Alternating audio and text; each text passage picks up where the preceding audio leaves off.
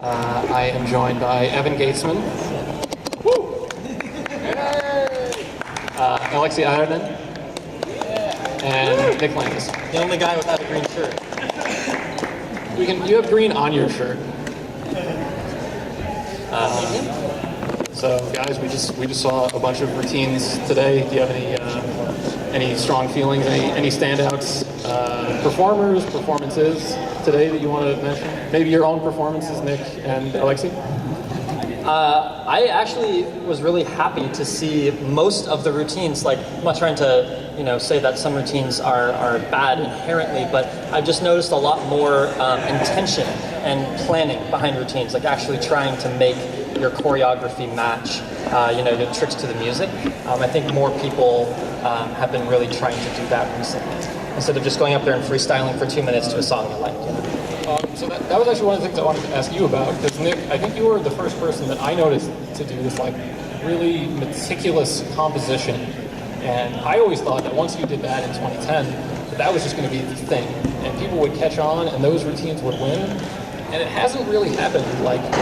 I would disagree with that to some extent, at least. You? Yeah. I mean, what do you think? Alexei's routine, very well choreographed. You planned out a fair amount of it, I would imagine. Yeah. Thanks. I think I could have done better, though. I need to step it up for semi-finals, definitely. But overall, I think we had some really good routines today. I just wish there were more players in routines. Well, but Nick, exactly. I think the shred 2 minute hasn't quite disappeared, though. Well, what would you say? I mean, disappeared, no. Like, obviously it hasn't. It's still... I mean, I can still remember a time when I went to my first couple competitions in Seattle for the SJFF that there weren't even routines at those competitions. Like, it wasn't even a thing.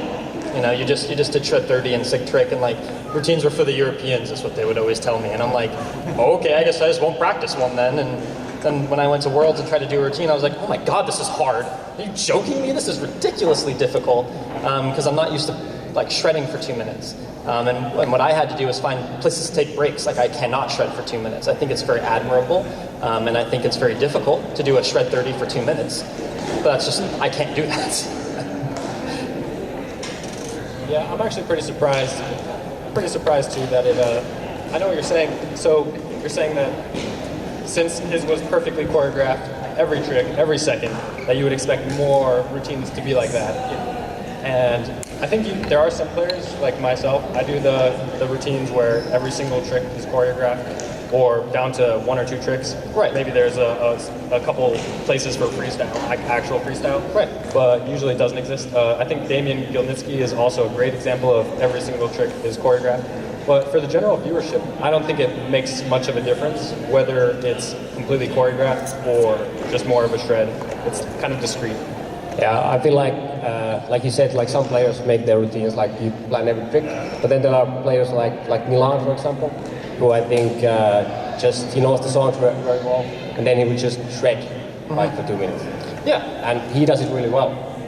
And he has a very good personality about him when he does his routines, and I think that's kind of the important part. Is it's not just what you choreograph, but it is really the presence you bring to the stage. And that's one thing that Milan has down pat, is he just looks like he's having a blast. He looks like this is the best thing that he could possibly be doing with his night, is shredding in front of everyone. Yeah. So that is part of it, but that's harder to plan. You know what I mean? It's harder to just invent that style. I have my own. When I go on stage, I'm kind of goofy. I do fun and eccentric things, but then there's people perhaps like Jim Penske, who goes up there and he has this I'm going to machine this attitude, and he just kills it. So it's a different presence. For me, I know for my style and for how I hear my routine songs, that choreographing every trick makes more sense to me, because I want my tricks to match the music so much. After all, that is kind of the point in my mind, the main difference between this and other competitions. So when I hear a song like the one today, the How Bad Can It Be, when I hear that How Bad Can It Be, that is, I see just small little tricks. So what can I put to that? Clipper Dragon, or Clipper Soul Clipper. And the beat and the timing is what kind of dictate the tricks for me. And that's how I see it. That's how I start my planning, is just 2 or 3 spots in the song, and I'm hey, all I need to do is fill in the rest of this with tricks that match the beat. And I think Evan does bring up a good point, like for the general audience, maybe not footbag players, but you know, unless your routine and your choreography is so on point that they probably won't notice a huge difference. You know, as long as your tricks match the beat, it's kind of the end of the day for them. I wanted to talk about Asmus Helms. He had a top 10 things that you're supposed to look for in a footbag routine when making a good footbag routine. And did you guys see that?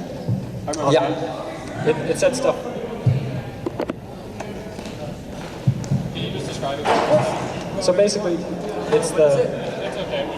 I think it's unmodified. It's Asmus Helms posted this post. Basically, it was like saying the top 10 things that make a good footbag routine.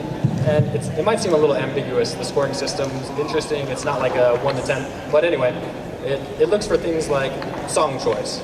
I used to think, why do we care about song choice? I mean, yes, it does affect the overall presentation, but it's not a DJ competition, it's a footbag competition. So why do you get judged so hard on your song choice? But I think that does lead into the overall outcome of how your performance is viewed. So there's that. It's like the clothes that you're wearing, how nice your hair is cut, things like that are the smallest details. Could have won, Evan. Nice hair. That actually make a big difference in how your routine is portrayed. Yeah. Well, so you just spoke about song choice. So how do you guys go about picking a good song to start with? Well, I used to think that songs with no lyrics were better because then they don't like distract you from the show itself. But I don't feel that way nowadays anymore. I think a good a pop song is always good, especially if people know the song. You know, they know how it's gonna go.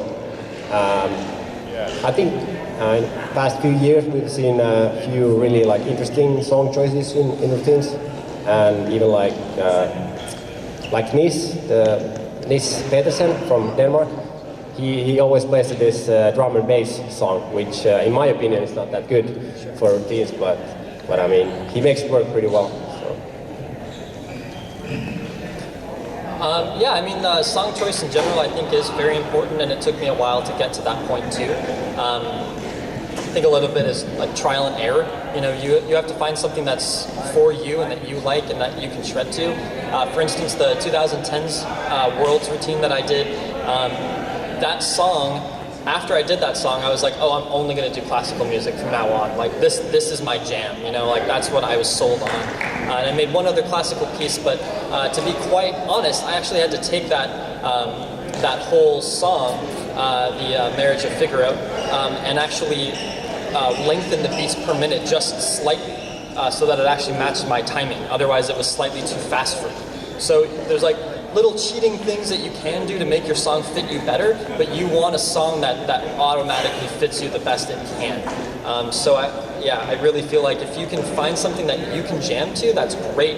But as Evan's saying, like, it is part of your performance. So like, for instance, I tried in 2009 routine to Devil's Dance by Metallica, and I had a blast doing it, but like, judges just don't really like metal songs, and that's the end of the story. Like, you can do so many good routines to metal songs, but at the end of the day, it's your judges who you're impressing, and if they don't like your music, then they're not going to like your routine as much. Yeah, I agree with that. It's also one of the big lessons I learned in Copenhagen, actually, when I took 4th place. And basically, so I was doing Du Hast, which is by Rammstein. Awesome, epic song, really intense.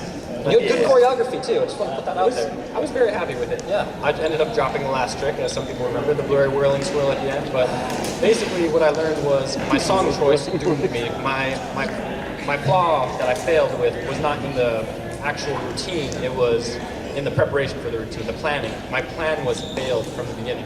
So because my song did not appeal to the judges, it did not make them happy. They did not get excited. They did not get happy when they watched it. So it was like a little too intense. It was like almost a little bit stressful.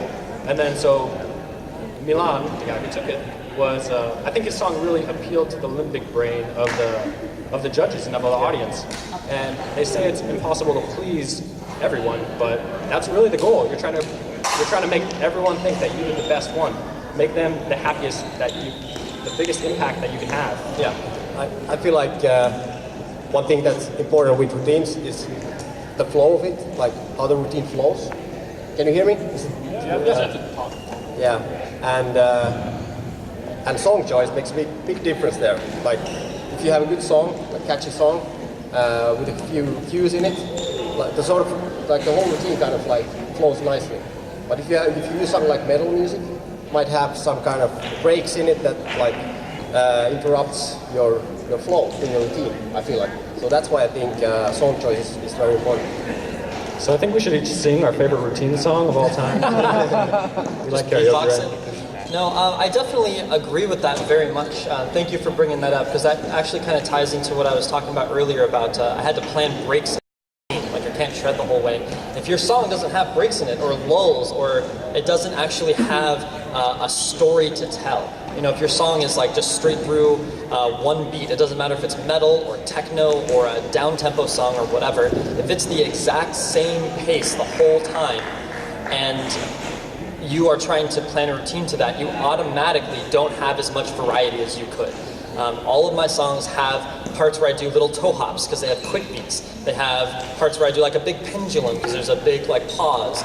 There's always something you can do with those pauses that is not shred.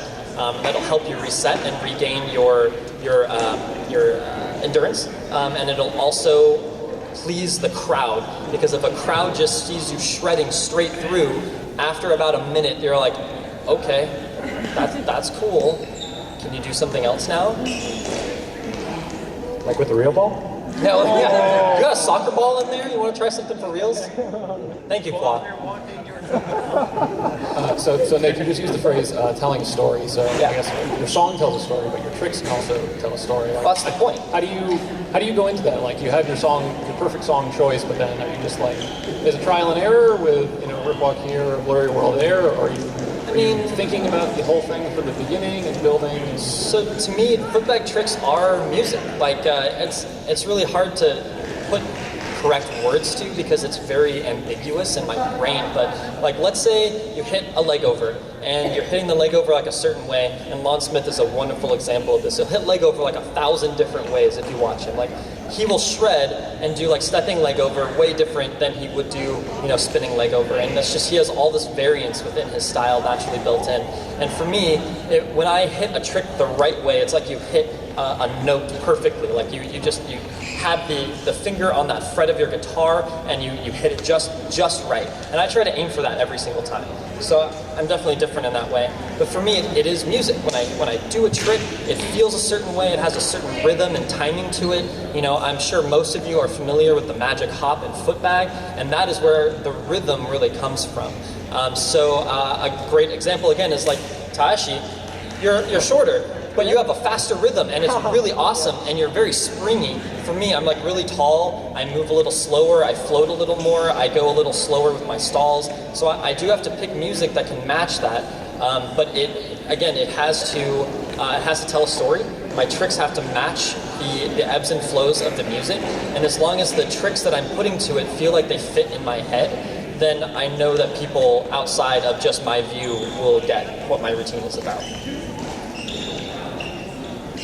Yeah, I think routines are a lot about connecting with the people, and if you're not doing that, then you're probably not going to win, basically. Yeah. I mean, that's what it is. It's for the crowd, so. Yeah, exactly. Yeah, you can shred for yourself all you want, but that's not going to necessarily win. We're going to take questions at the end. They're going to talk for a bit more, and then we'll take questions. He had planned questions that he really wanted to ask us, so he might ask your question too, just FYI. So I guess it's basically impossible to talk about routines without also talking about judging of routines. Oh wait, these are judged? Oh man. So do you guys have any particularly strong feelings on the way routines are judged now? I mean, it seems like every 3 or 4 months someone brings up an idea to reform judging routines. Do you guys think it's okay now, or are there anything you would like to see personally done differently?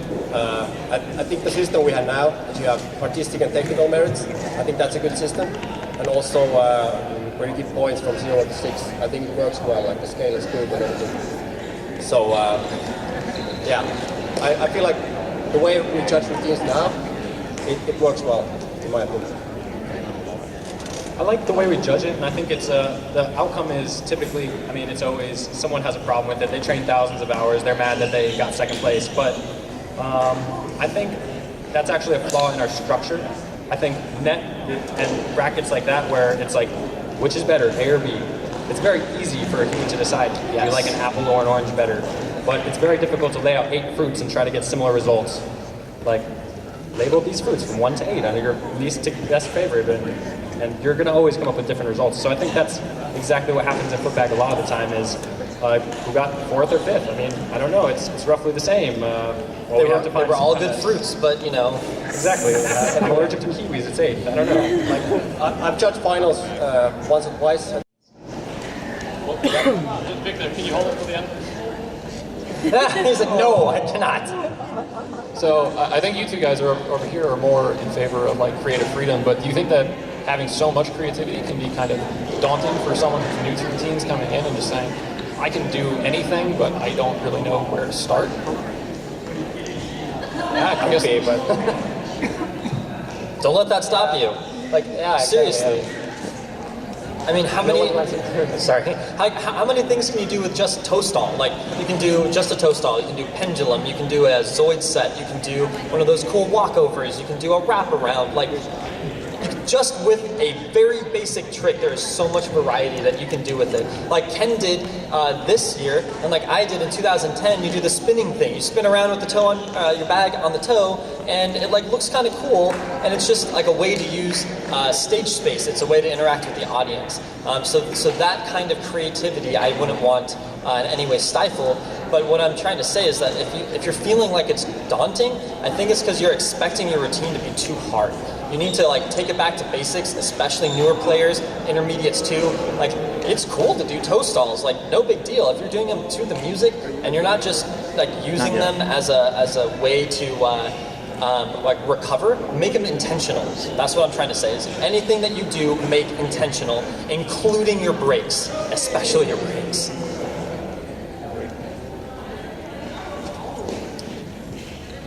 I guess it's my turn. So from my perspective, I think for the last maybe 10 or 15 years, there has been minor progressions and technicality and artistry routines, but they've been kind of the same ilk, of the same form since Vasek did his winning routine in 2002. Do you think there has been a lot of change in the past 10 years, and possibly looking forward to the next 10 years? I guess where do you see routines expanding other than, you know, maybe someone is doing some harder tricks or someone is doing some more intense choreography? I think our expectations of what the perfect routine, the ideal routine should look like really hinders us, because then we're like, everyone does a classical routine song, and then it ends up very similar. I think that's what stifled the changes. Like, that's why it's so consistent, because you must do this one thing to win. And if you do Hast, you're not going to. Seriously. I don't know, I definitely think routines have progressed in the last 10 years. Like nowadays in finals, like the technicality is really high, I feel like. And but I don't know about artistically. I think it's pretty much the same what it was. Yeah. I would agree with that sentiment. I mean, yeah, I obviously wasn't around. Like my first footbag video I literally ever saw was the famous year between Vasek and Ryan, and like I saw both their routines and I was like, those are both amazing. I can't believe you can do jester stalls. So like that's kind of where my mind was at that point. I was like, what? But I do think that when that happened, the technicality for that time was like off the chart. Like they threw 5s in a routine. Before that, like we were watching, you know, I think in preparation for Worlds, Red Husted was posting like really old routines from like, you know, 10, 15, 20 years past. And you see them doing like rip walk back to back and people are like, yeah, that was awesome. So yeah, technicality, you bet. Like we do 5s in our routines now, like not just 1 or 2, we do like linked 5s. And all the top level players, it's not just like the top guy doing this, it's like handfuls. And that's, I think what you're saying, it's so hard to judge 5 people or 8 people who all are phenomenal, who all are throwing these technical tricks. You basically almost have to go off of how many drops they have and how artistic they were, because they're all technically amazing. I think that's where the prerequisites would come in the objectivity of judging a routine, because if you have, you have to do some fearless, like as a prerequisite or something. One guy might throw a PS whirl, one guy throw fives linked. One is obviously better. Yeah. So I think that would help judge a lot. Did any of you guys see Quaz routine earlier today? Heck yes. How do you feel about? I want more of it. How do you Give me feel what more. he did, taking some of the more showy stuff from freestyle football and injecting that into footbag routines? We need more of it. Definitely good. Like any kind of creativity. Bring it. I really like that, but I also feel like the judging reflects that you're chasing this ideal routine that is the classical music, exclusively footbag, no new stuff routine that leads to the status quo. Well, it's tough though, because I've also been like dinged in past routines because I'll do like I hate to shoot myself in the foot, but like I'll do a yoga opening for my routine. Yes, it's very artistic, but I'm doing one contact that entire time. So when someone's counting contacts, well, the first 10 seconds or like 12 seconds is one trick. Even though it's like a really cool trick, it's one trick. And so, like Qua, today when you were down, doing your floor work, it looks awesome, but those are all like 1 or 2 point stalls. All those transfers are awesome, and I love them, but to a judge, that's one trick, that's one transfer trick. And so it does become difficult sometimes when we're trying to go too much into the objectivity, because then you're like, well, part of the objectivity is how many tricks did you have inside 2 minutes? Well, like, yeah, maybe this one person hit 20 more contacts than you, but their ad ratio is lower, and now you're having to score routines like you score Shred 30, and it just becomes way too much. Yeah.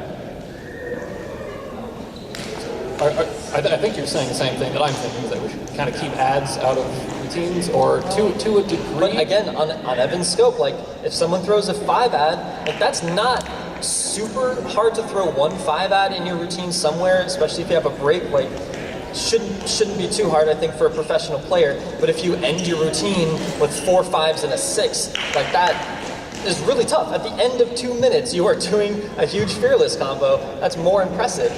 So there does have to be some of that. I can't just throw ads out the window. If someone ends their trick with a spinning flying trick and it's like, oh, that was showy, but someone else does montage, then you're like, well, montage kind of wins because it has more ads. It's a hard trick. I mean, I think we all know what. Well, right, what but hard if we're not doing ads, like spinning, ducking, butterflyer could look just as cool, especially to audiences. Like it could look cooler than montage, but montage is significantly harder, I would say. Anyway, so. I'd like to bring up the overall champion, and this has to do with routines, because right now routines decides who is the world champion, the overall champion. And I just want to ask you guys what you think about the weight of the other events. Basically, why compete in Shred 30 if that does not make you the world champion? Like, you're not Michael Phelps, you're not getting the 8 golds, then you're not the world champion, right? Right. I mean, if you can win 5 events and still not be world champion, I don't think that's exactly a sound format. Yeah, I've been saying this for a couple of years now, that I think we have too many events. I think we could get rid of Shred 30 right away. Sorry, Lon. But because it's, I think that event has no artistic in it. Right. That's the whole point. But like, it encourages you to do like easy core ads, kind of like like brick walks and barracks walls. But how many times are you going to see flip walk or something that's like... Exactly, yeah. And I think even like with SIG 1 and SIG 3, they might be fun for us, kind of. But I don't think they prove much of a player. And also they're really not like crowd-friendly events, because everybody's just dropping all the time. Even like Shred 30 is like that, I think. Yeah. And nobody understands what's going on. But, All of the US behind us, sorry. but when you do your routine, even people who have never seen footbag can relate to that. They can understand what's going on with the music and everything like that. Yeah. Evan, I think you're probably referring to Circle, that it should be the main event.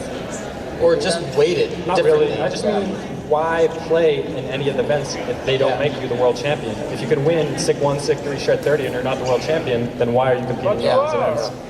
But I are the feel world like champion. I feel like routines are the main event. It's always been so, and I think at least I appreciate routines the most. And even like with Circle, I mean, Circle was created so that we would play against each other as we play in a normal Circle, but that's not actually how people play in Circle competition. You try to keep the bag in the air for enough contacts and then like do lots of different stuff in there. And it gets even more confusing when we have variety and difficulty or density or whatever. And yeah, so I think routines are the top event. But I'm not against your overall champion idea either. Yeah, I think that would be best if we had an overall champion. Each event would be weighted. Maybe routines would be the most heavily weighted, 0.5 or something like that. Sick one would be 0.1. Hardest for me. You'd have all the points, and then you would add it up, and then that would decide overall champion. I think that routines does measure the most variables. As in, each event is designed to measure something. Sick one is like that one trick. What do you got? What's the one thing that you're going to be better than the other guys with? I think Shred 30, it doesn't measure everything, but it measures something. It's not artistry, that's for sure. It measures everything but artistry. Yeah, stamina, endurance, yeah. So it's basically just density from Circle. So Yeah. I guess I wouldn't mind I cutting think that. Shred 30 only measures whether you're both-sided or not, or you can step and spin and do whirls. True, yeah. So Yeah, I did a lot of whirls today, bro. Okay. request contest would measure the versatility of the player, like when challenged and put in awkward circumstances, what can they actually hit and what can they not hit? I think the problem is also that we have a lot of events now, and like every couple of years we have a new one. I mean, imagine if we had battles as well here. We would have like 7 events or something like that. Battles instead of circle, I'd be down with that. But Yeah. And I mean, like, I think it would be also good for sideline shred. Like, we would have more sideline shred if we would have less competition, you know? We would have days off, people would just chill and shred, it's a very good point.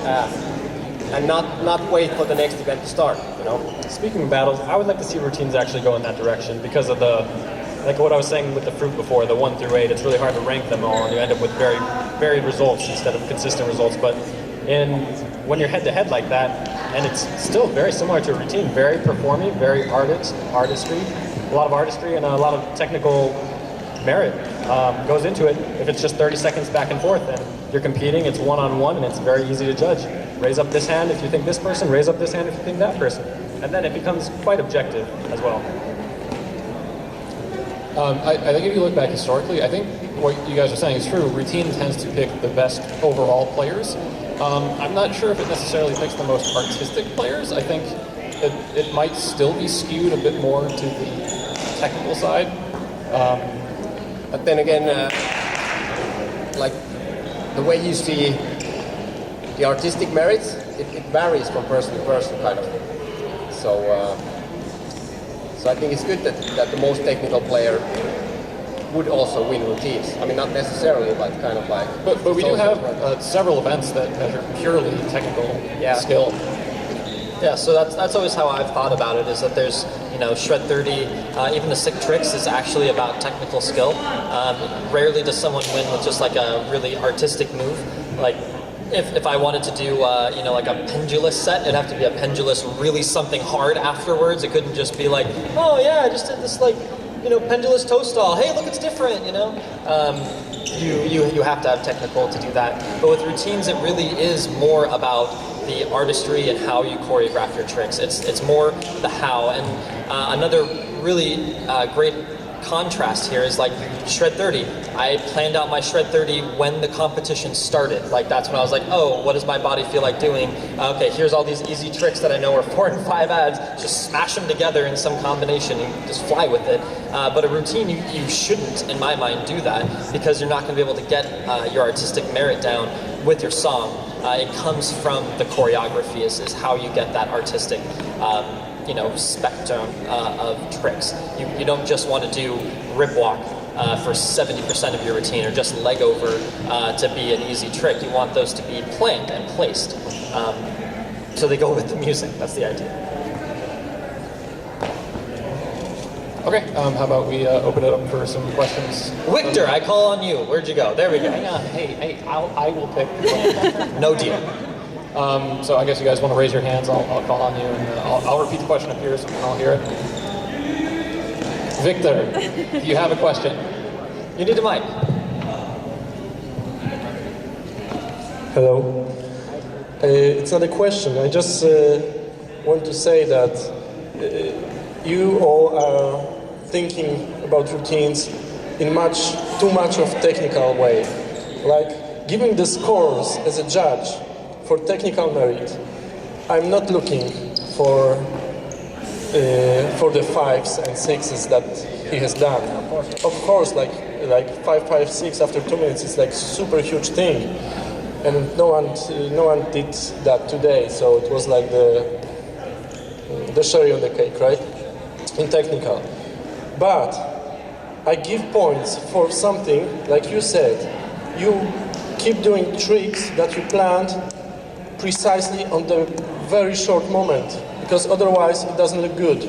You have these music points that you have to hit the tricks on the beat, and this is so hard technically as well. You can do a hard link like Ken was doing today.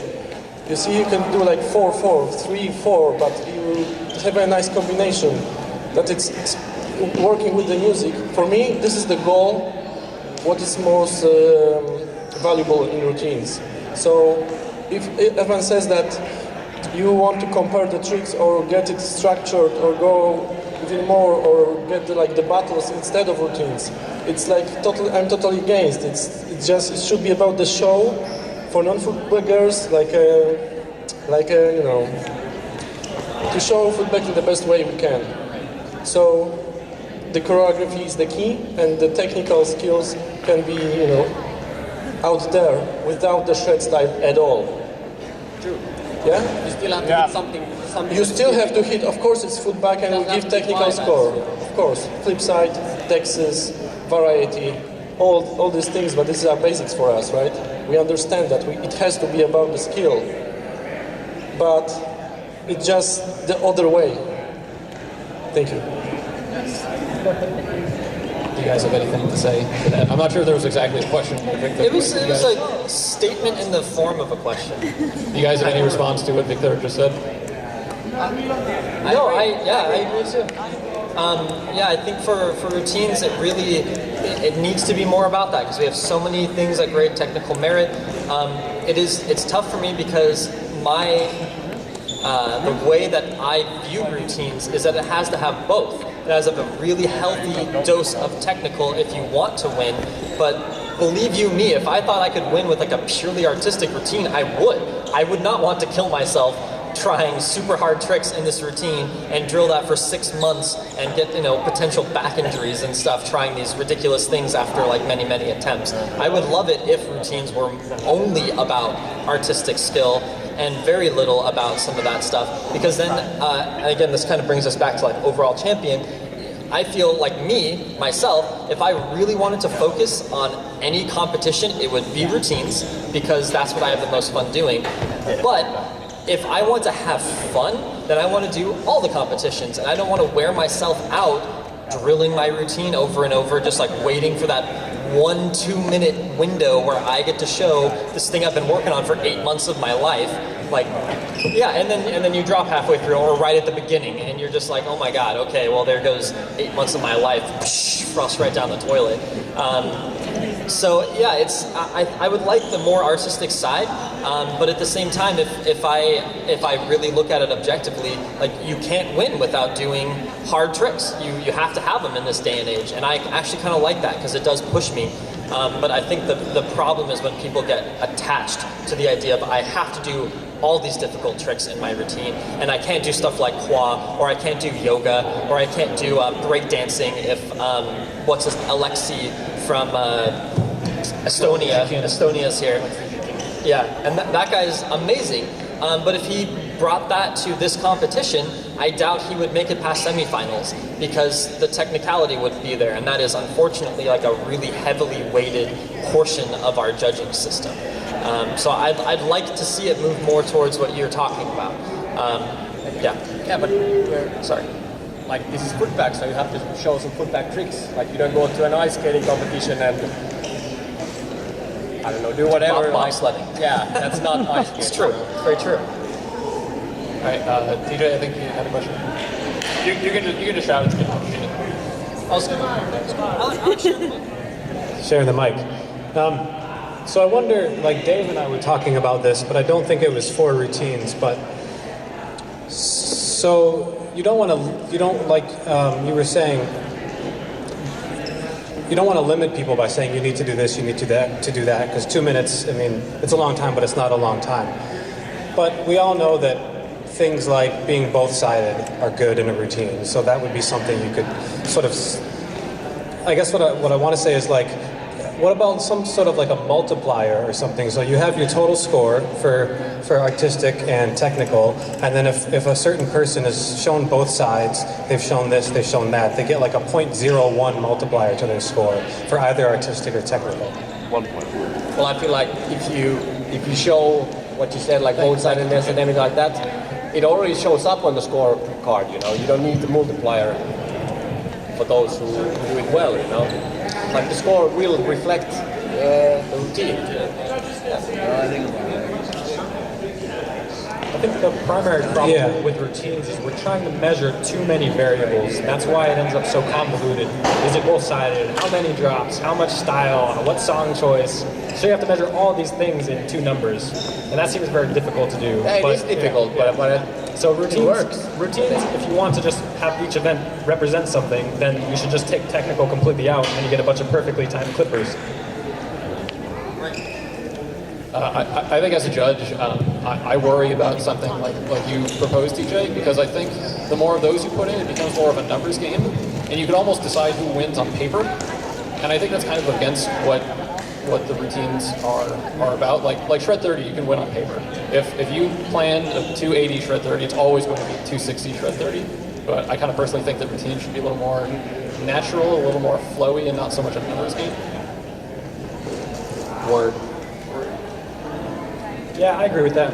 But like I said, I think each event should measure something. So the versatility, the strength of them, the endurance, the something. And I think that routines is overall champion because it's just trying to measure everything in 2 minutes. And we can't really keep variables without counting each contact, each concept that goes into it. Did they do a clipper? Did they do a right foot toe? Yeah, but I don't think we necessarily need to have like a lot of events just to measure like a certain thing, you know. Like we could just have routines, and that measures what it measures, and then the rest of the time you can do sideline shred, you know. Like you don't need to have Shred 30 to see who's the most technical player or something like that. Why would we need to find out who that is? You know? Well, it just matters what you're trying to measure here. Like, what are you competing at? Are you competing at being the most artistic or the most technical, or the most versatile? You have to be measuring something. Otherwise, I don't know. It's just There is no competition. If there's no criteria to judge, then there's no point in doing it.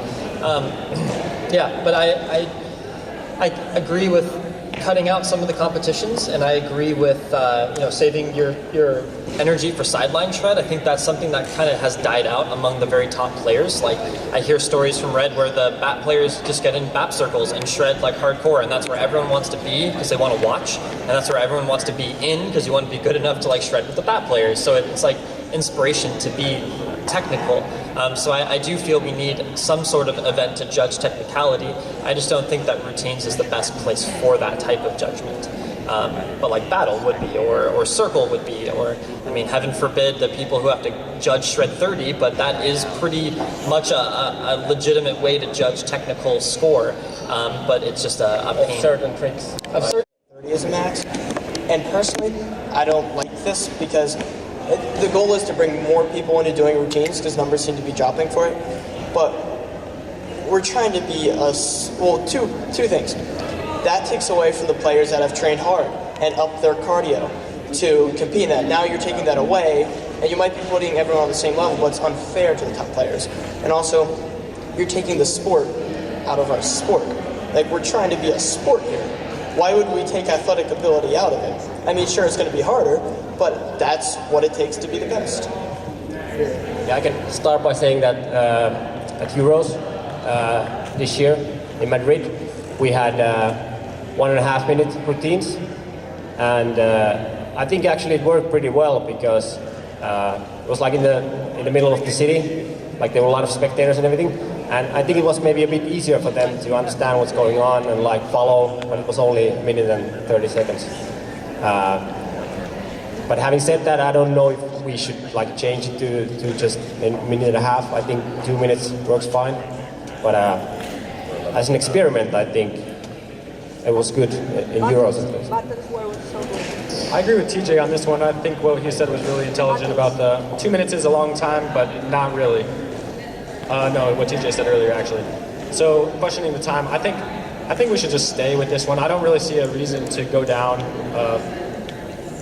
Yeah, I've personally, I don't know if I agree that it's like unfair necessarily to the top competitors. Like if I had shown up to Worlds and they're like, oh yeah, by the way, it's only a minute 30, I'd be like, well, all of my stuff is planned for 2 minutes and my songs are 2 minutes. There's no way I'm going to edit all my songs down to 1:30 on the spot.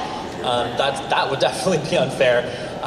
Yeah, of course you have to let the players know beforehand. Like well in advance. But for me, and again, this is like Evan and TJ, 2 minutes is a long time, but it's not. When you're choreographing a song, if you have a part of your song that is, the chorus, it's usually like a 10-second chorus, and they repeat it at least 3 or 4 times in a song. That's half your song. If that's just the chorus, there's no room for that movement, and that's why I like classical pieces, is because they have movements, they have lulls, they have intense parts, and if you cut it to 1:30, there's less of a chance for you to actually choreograph.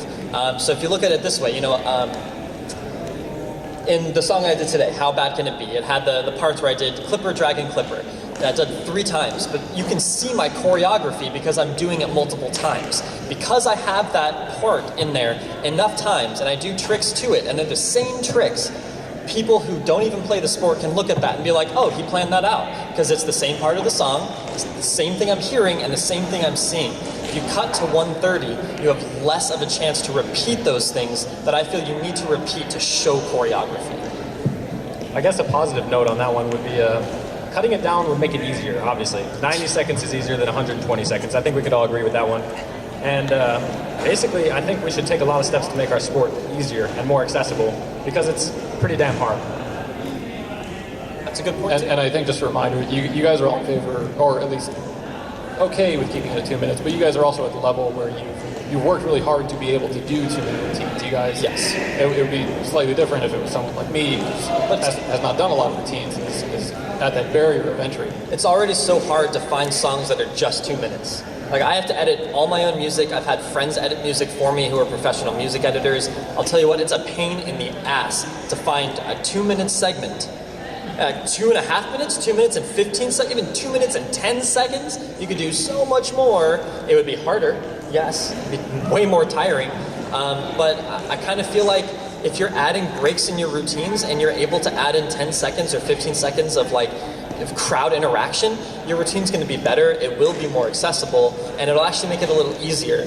So if anything, I would actually up the time for routines and encourage more artistry in there. Thanks, guys. Any more questions? Okay.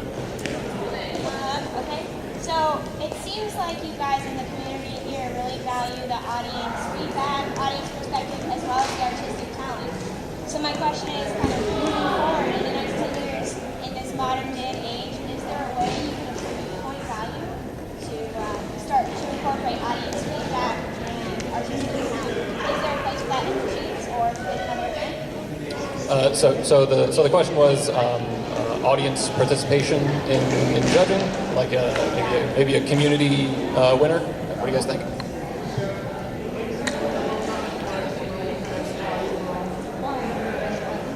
Oh yeah. So at Euros we also had judges who didn't know footback, but knew some form of, I don't know, freestyle.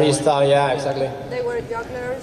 Yeah, The jugglers? yeah. Or like And, koi spinners or something? Yeah, and I thought it was a good thing. I mean, there was some criticism on Facebook afterwards that you should have professional judges, but all the players knew that there were going to be judges who don't know footback that well, so the players could plan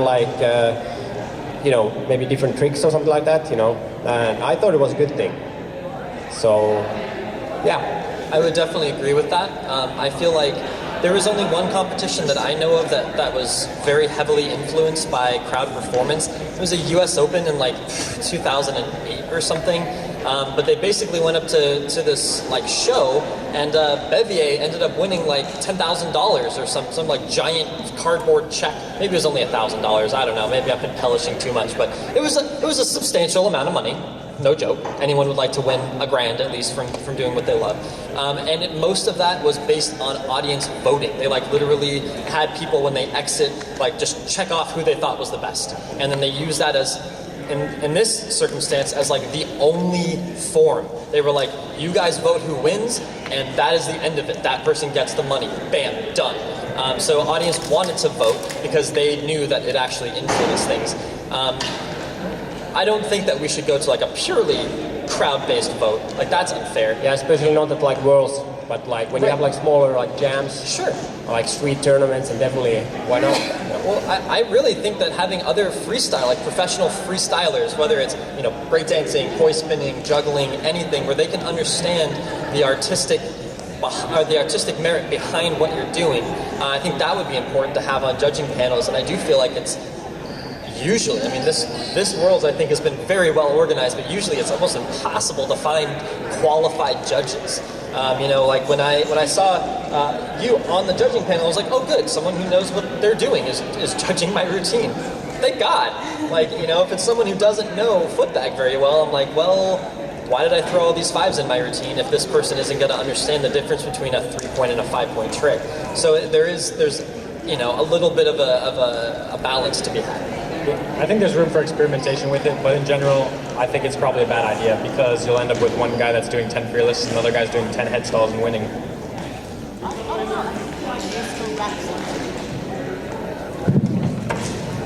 I think we've got to consider that there's different aspects to this sport. And what Nathan said before about, maintaining the difficulty in the sport and everything, that's great. I think I'm a good example of someone who can come to Worlds and really not on a technical level impress anyone.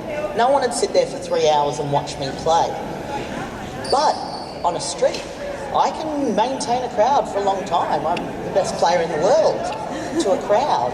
So it's a really, really different audience that we're playing to. And I think for the sake of maintaining the World Championships and a sport and an elite level of competition, we have to have these sort of higher technical standards.